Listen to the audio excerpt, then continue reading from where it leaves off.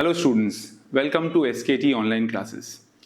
Today we will continue from the last video, that is business services. Now, business services banking was already discussed with you. Today we will be starting with insurance as discussed or as told in the previous video. Now, insurance. Now, it is a very important topic for any commerce students. Now, from my experience, I'm sharing that whenever I've asked students, what is insurance? Some raise their hand and say, sir, we invest in insurance. No, that's not the right thing. Invest is not the right word. We invest in shares, debentures, bonds, so that we get return along with the amount invested. Now the students are thinking that insurance is also done for this purpose. No, it is absolutely incorrect to say that insurance is also done for this particular purpose. Insurance is done for protection against risk. Say for example, I have done a life insurance. Say something happens to me today, what will happen to my family? How will they have the same lifestyle? How will they have a comfortable life? For that purpose, for the purpose of protecting my family from financial needs or financial obligations, I have done insurance. So insurance is done for this particular purpose and not for the purpose of investment. Insurance in short is a tool through which we protect ourselves from a loss that may happen or may arise in the future. So this is what insurance is all about. Now let us discuss about the features. Though it's not very important, but we need to understand what is insurance. So providing certainty. Now what is the meaning of this term, providing certainty? You see, by providing certainty means one can be rest assured that my family will be protected. By getting a car insurance done, one knows that if anything happens, I am driving perfectly, but somebody else hits my car, then the damage or the burden I don't have to bear. It will be taken care by insurance company. For that reason, people pay huge amount of premium to get this insurance. Telling from a past experience, my sister was taking my car out, had taken my car out rather, with the entire family of mine. When she got up in the main road, a truck had hit her and the entire front part of the car got damaged. I'm really lucky that nothing happened to my family members. That was the biggest fortune. Somehow the car was driven back to the house. Now when I saw the condition, I knew that it's a big burden. When I went there, the cost came to somewhere around 54,000, from which 52,000 was covered or met by insurance company. That too for a 8-9 years old car.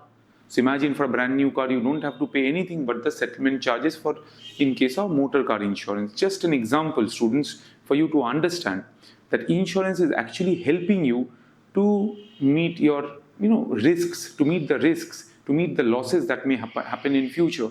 So this is the reason why it provides certainty. Now you'll be rest assured that anything happens, insurance company will be taking care of this. So without any risk, you can move here and there, buy goods, sell goods.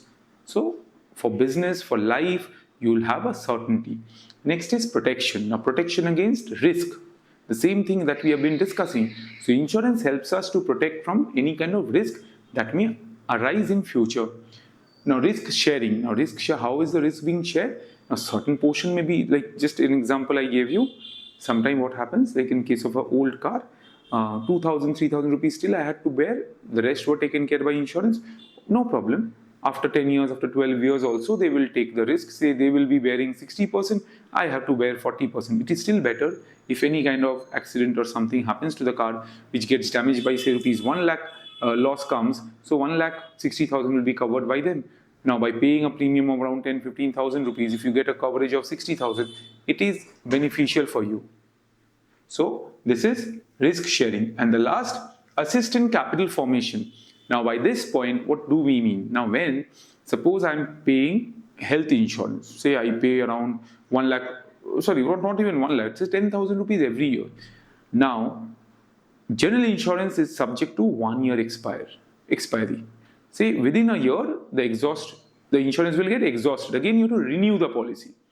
in the year, if nothing happens to you, this 10,000 rupees which you paid, it's gone. Yes, you can say this is not a good thing. I'm paying the money, I'm not getting any benefit. But imagine you paid three times 10,000 or 4 times 10,000 rupees, and suddenly you had a loss of 1 lakh rupees. You see, by paying 40,000, you'll get a claim of 1 lakh rupees. Whereas, if you wouldn't have taken the insurance in the 4th year, you have to pay 1 lakh rupees. So insurance is definitely beneficial. But the point here is how it is assisting in capital formation. Now, the amount that we are investing in, the amount that we are spending for our insurance, now in that insurance money, the insurance company is investing somewhere else. Where are they investing? They are also investing in various government projects and various other places that we are not aware, but they are investing. So you see, the money that we are giving, they have planned with that money. So they are investing in business. That money is being used by somebody else. Again, it is used by somebody else. And that is a round-the-clock thing. So that way, it helps to assist the economy in capital formation. We are giving money to the insurance company. They are not keeping it with themselves. They are also investing. They are investing in their projects. So they are giving other business houses money to expand. Now they are also investing somewhere. So they are also getting the money from there. So this way, capital formation takes place. 10,000 rupees will become 1 lakh in a span of time. This is what capital formation is. Now, the most important thing about this topic is the principles of insurance. Now, when I'm talking about principles of insurance, there are all total 7 principles. Based on these principles, all your life insurance, your general insurance are based. Failing a single one, you will not get any settlement of claim. Now, I will explain these principles with example.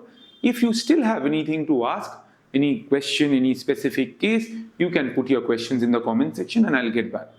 Now, first principle, utmost good faith. Say for example, today I want to take a health insurance.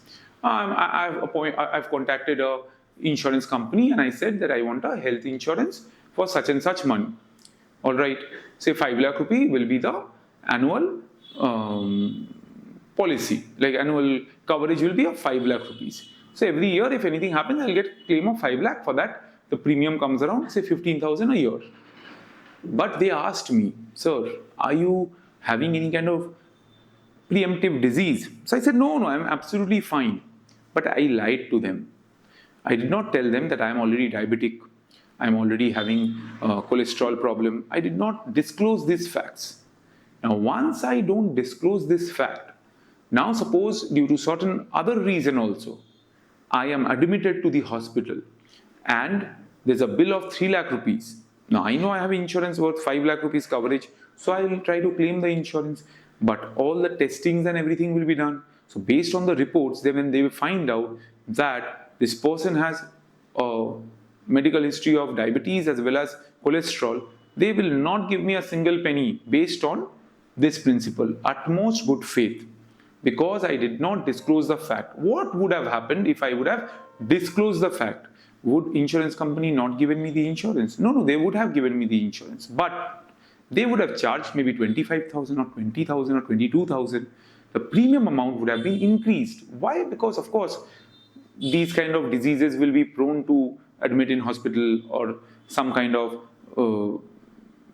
health issues will be recurring in nature. So because of that, the premium will increase, conditions will be applicable, but insurance will be given. So never hide anything from insurance company in order to get smooth approvals. Even for life insurance, if anything is there, you disclose the fact.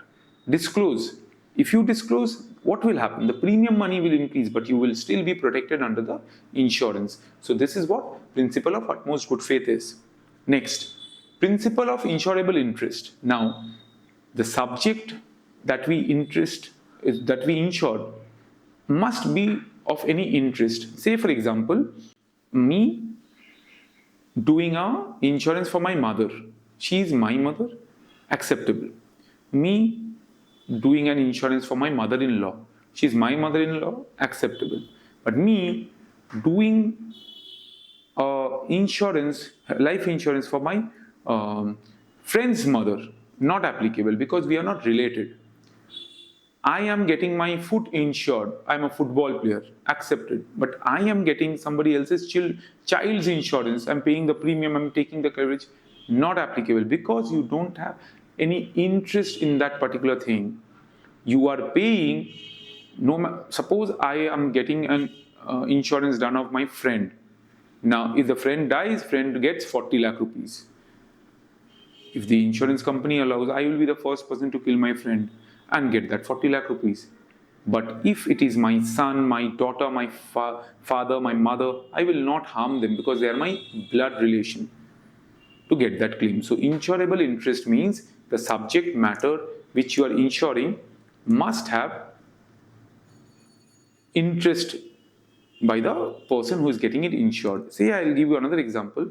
Suppose I buy a car and I have paid the insurance, but using the car, generally car insurance is for 1 year. It's a general insurance of 1 year. Now students, try to understand this example properly. I buy a car, pay insurance for a year, but in 4th month only I decided I will not keep this car, I will buy another. I sold it to Mr. X. Mr. X bought this car from me. Now the insurance will still be in my name. Because the insurance has a validity for 1 year, the insurance will still be in my name. The person next year will get the insurance in his own name. Now, say I got an information that the car had met an accident. So I am going there as a owner of the car, because not as a owner of the car, but since the insurance is in my name, I go and try to get the claim. Will I get it? Do you think I will get it? No, I will not get it because I don't have any more interest in that car, because that car has got transferred, the ownership has got transferred to the other person, Mr. X. Mr. X will be eligible to claim. So this is insurable interest. And one more thing, students, remember, principle of insurable interest is applicable both in life and general insurance, just like utmost good faith. Next, principle of indemnity, bringing back to the same position as before the loss, bringing back the sufferer to the same position as it was before the loss. That means, in case of principle of indemnity, students, what happens? The insurance company will make sure that whatever losses have taken place, they will recover those losses and bring you back to the same position as you were before the loss. This is principle of indemnity. So one question I am throwing you, the answer of which I will only give. The question that I am throwing you is, do you think this insurance will be applicable in case of life insurance? Can a person be back to life, brought back to life after he is dead? So in this situation, students, this principle of indemnity will be only applicable for general insurance and not for life insurance. This is a very common and important question, that which principle of insurance or principle of indemnity is not applicable for which type of insurance. It will be life insurance, because I cannot bring back a person from dead to a life state. So this is the reason why principle of indemnity is not applicable for life insurance. So I hope this is also clear. Next is proximate cause. Now suppose it's a very easy principle. The cause, it is also called Causa Proxima. That means the cause for which you have taken the insurance, the loss should arise from there, then only the insurance company will settle your claim. For example, say I have taken a burglary insurance, theft insurance. Okay, if any kind of theft takes place, then this insurance claim I will get. But there's a fire. There's a fire in the house. Will I get the insurance claim? No. The loss is because of a different cause. So I will not be getting any kind of compensation for such loss in this case. So this kind of principle is known as Causa Proxima. So I hope this cause is clear. Next is subrogation. Now, suppose today, students, I have a phone. This is my phone. Now suppose, students, this is my phone. Now this phone of mine, if I say keep it in a table, and one of my student, he drops the phone. Okay, but before I could say anything, before I could tell him anything, he just tells me, sir, don't worry, I will give you a new phone. He goes outside, he buys me a new phone. and he gives it to me. So I said, fine, okay, you have broken my phone, you have given me a phone, deal over. He will say, no sir, deal is not yet over. Sir, give me your old phone. Because I have paid for the new phone, I have given you a brand new phone, so the old property belongs to me. The same thing will be applicable in case of subrogation. This is what subrogation means. The title of the damaged goods will be transferred from the owner to the insurance company because you are getting compensation for such losses. So if I am getting compensation for the losses that have incurred in my business, then these damaged goods are no longer belonging to me. So these title of damaged goods, the ownership title will be transferred from the owners to the insurance company. They will sell it as scrap on whatever losses they can minimize, they will do it. So this is principle of subrogation. The damaged goods title are transferred from the owners to the insurance company.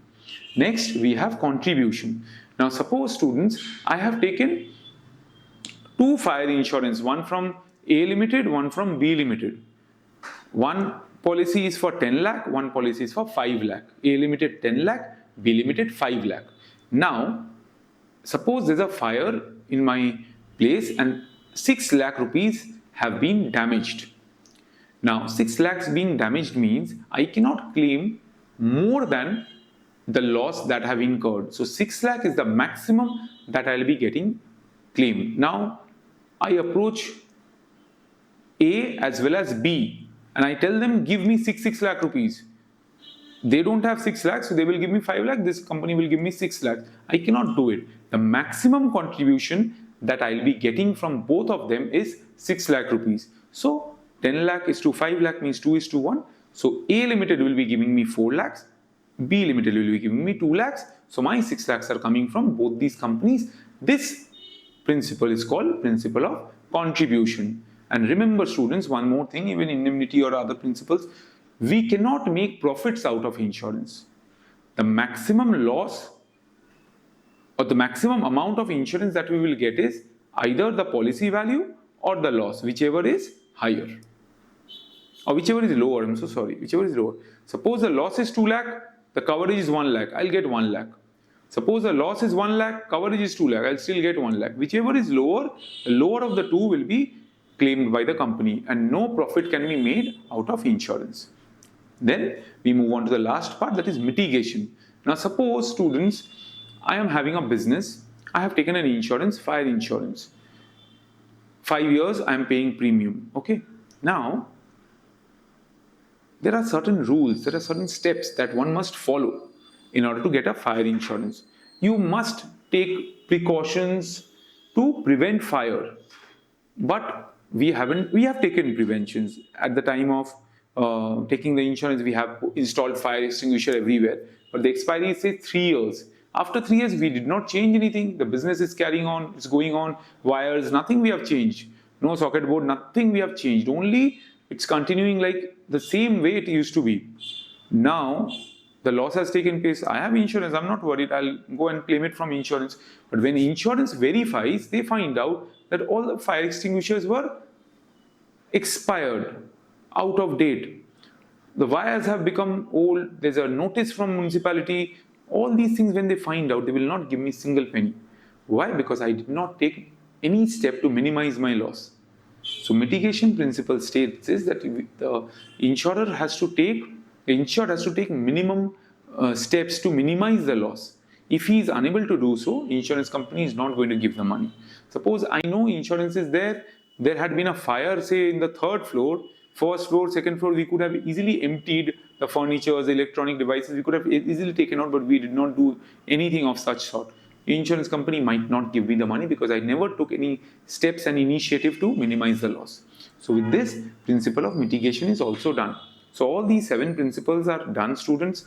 Now, though I have decided to discuss with you all certain question answers in which you will be able to discuss not only the questions and the answers, but also how to write an answer. But still I would like to give a small example. Say a case study will be given to you. Say Mr. Mohan, driving a car on a rainy day, decided to go from this place to that place by taking a lot of risk. And after giving the case, he's saying he met a loss and accident, based on which principle of insurance he will be able to claim for the loss. So based on these, any principle answer would be there. So you have to identify the principle and explain it. So this is how these questions are answered. Though I did not explain it in a very detailed manner, because detailed manner will come later on. So you first understand the concept, students, and if you face any doubt, please get back. Now we move on to the next part of this chapter, that is the types of insurance. These types are done, this insurance will be covered. Now types, as you can see, there are two types only mainly, that is life insurance and general insurance. And general insurance, as per your syllabus, we have three: fire insurance, marine insurance, and health insurance. Now let me start with life insurance. Now why is life insurance taken? Life insurance is basically taken for the risk coverage or risk protection of our family. The risk that our family has to face, to protect them from that risk, we take life insurance.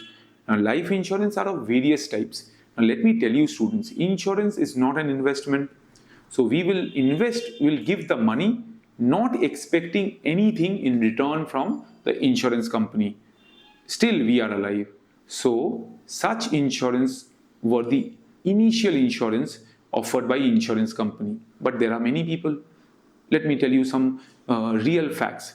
Suppose a person is there. Now he took insurance at the age of 34. His child was around 6 years or maybe 4 years old at that time. 4 years old child, very close to parents, so caring. But by the time he reached 55, the child became 25, he has become very arrogant, he doesn't like his parents. So many people thought, what's the point in caring so much? In my young age, I did not spend any money from me. I spend on insurance so that my child's future will be protected, but the child doesn't take care of me. The child removes me from my own house. So such things, such instances have actually brought a question mark on many people, that my money, if I don't die, I will enjoy. Such type of insurances have also come these days. So I'll discuss both with you right now. The first one, that in which you pay the premium and you will never get the benefit. You keep on paying the premium. Whoever is your nominee, your wife, your mother, your father, they pay. They get the benefit. Your children, they will get the benefit. After your death, the insurance company is going to give the claim to them. So this type of policy is called whole life policy.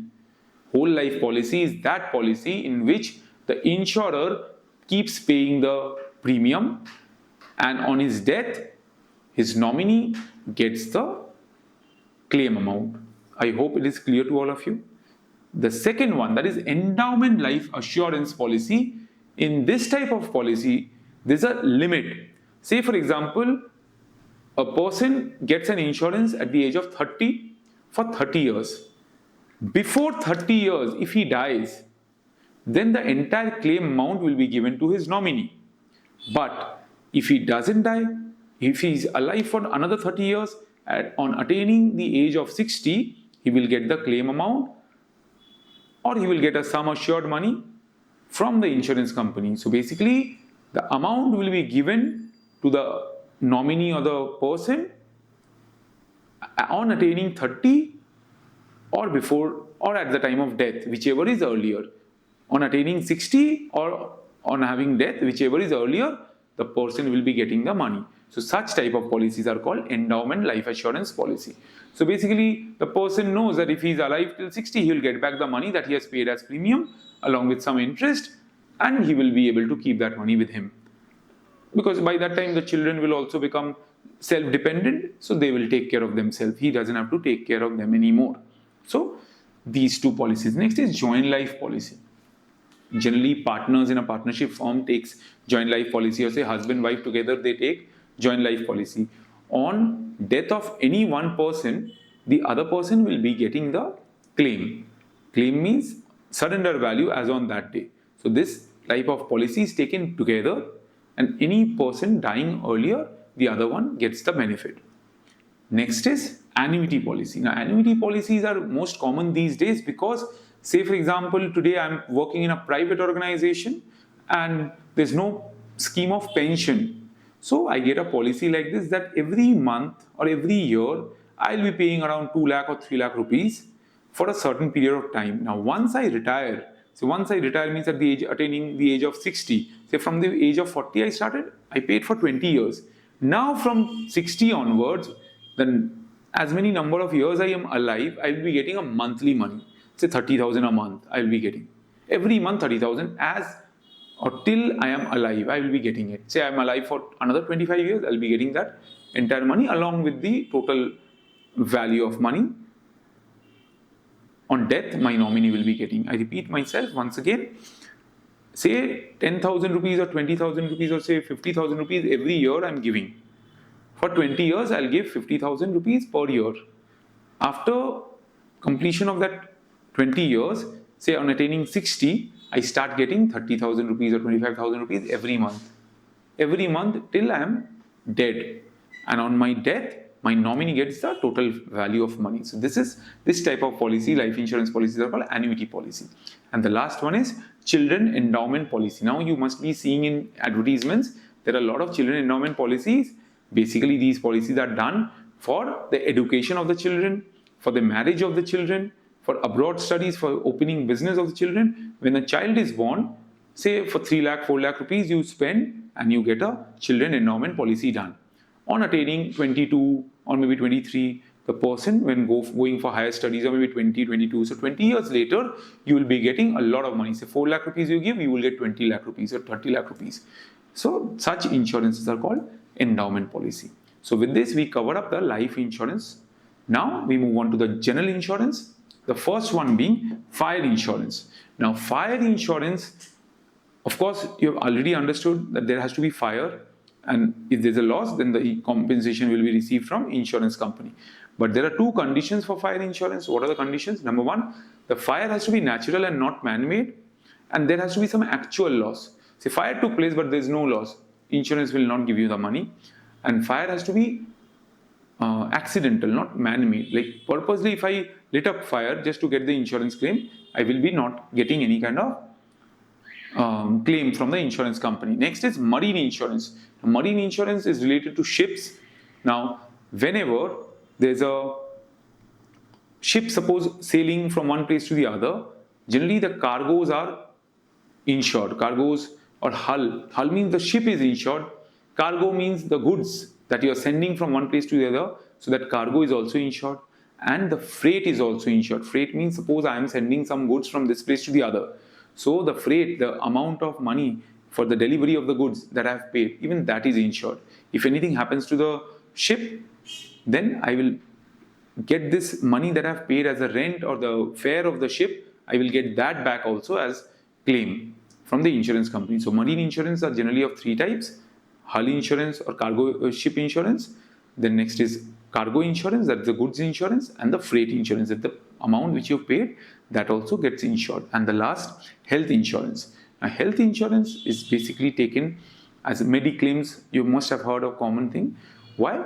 Because we will get ill, we can treat ourselves in good hospitals. For that purpose, we pay premium every year, and if anything happens to us, we can get ourselves treated. So for such reasons, health insurances are taken. Now, one very important thing, suppose I have taken a fire insurance, nothing happened for 1 year, 2 years, 3 years. I will not purposely lit up the fire. Same for health insurance. I will not bang myself on a wall and get injured and get admitted myself. So you can understand, insurance company collects a lot of premium from many people who actually don't get, actually don't have any kind of claim. So insurance company do on, but claims also have to be settled. There are a lot of people who are claiming for insurance. So I hope with this, general insurance is also done and it is clear. So students, if you're not able to understand anything or beyond this you want to know anything, you please drop a comment and I'll get back and clear your doubts. Alright, now with this we are done with all the different things like banking, insurance is completed, warehousing, transport, as I told you in my previous video also, it's not there in the syllabus. Only few things of communication is there, that is postal services and telecom services. Now postal services. Now what exactly postal services are? Now when we are sending goods through courier, postage, post office, like students, you all are from CBSE or ISC or West Bengal or Haryana or Punjab, no matter where you are from, all the answer scripts that you write needs to be posted to different zones. From there, these are collected and distributed. So how are these going? These are going through parcels. Okay, as parcel we send it. Now, who is doing it? It's done by the Indian Post Office. So these are postal services, some of the postal services that we need to discuss. Number one being mail. Now, mail, today we have email facility, so we are just emailing. But earlier, when email was not there, people used to write letters and used to send through some stamps through post, through the Indian post offices or through the post offices. Simply they used to send it. So those are only known as mail. The modified version of mail is registered post. Now, registered post is like this one. You see, just now I got this letter from ICICI Bank. Now, even this is a registered post. They have put some kind of stamp and they have sent it to me by a registered post. So, a postman came and gave it to my house. Now, parcel. Just now I gave an example of parcel. Suppose CBSE is going to send answer scripts. So, how is it going to be sent? It is going to be sent through post office only in the form of parcel. We'll put it in the bag and that will go as a parcel. So parcels are also one of the postal services that post offices are providing. Then it's coming speed post. Now speed post is the fastest kind of post. Suppose today I want to apply in one of the schools as a teacher. Now I will write a CV and I'll put that and I'll send it in normal post. If I send it in normal post, it might reach after 1 month and 1.5 months. The vacancy by that time will be filled. So all I need to do is I need to send it through speed post. Maybe 2 to 3 days it will take, but it will reach faster. The last is courier. Now courier services are just like parcels, nothing different, but it is only done by the private companies. So courier is done basically by private companies like DTDC, FedEx, so all these companies, E-Cart. So they are actually sending courier. You will see when the people coming to your doorstep and they're saying, I've come from Flipkart, Amazon, they say there's a courier. So courier is that, sending goods only. Next is telecom services. Now, I don't have to explain telecom services to you students. You are much more advanced and knowledgeable. You will understand these things even faster. This is very old thing given. Generally, some of the schools, they don't teach also these parts because these are actually old things. It's cellular mobile services. Nowadays, smartphone services are there. So what about cellular phones? Cellular phone just when cell phones were introduced. So those phones they are talking about. Radio paging. These things have stopped. Nowadays we send SMS and WhatsApp are there. So radio paging was a kind of pager in which only messages could be sent. Earlier things. Then fixed line, cable services. Cable services means any wire services, VSATs, very small apparatus, terminal. So and DTH, direct to home. Like these facilities are also provided by the telecom industries like mobile or phone industries like BSNL used to provide these kind of services earlier, but nowadays there are private companies also providing better facilities than these. So with this students, we complete today's video. I hope you like this topic. If you like it, then please do not forget to press the like button, subscribe our channel, share it with the students who want to study and get this knowledge.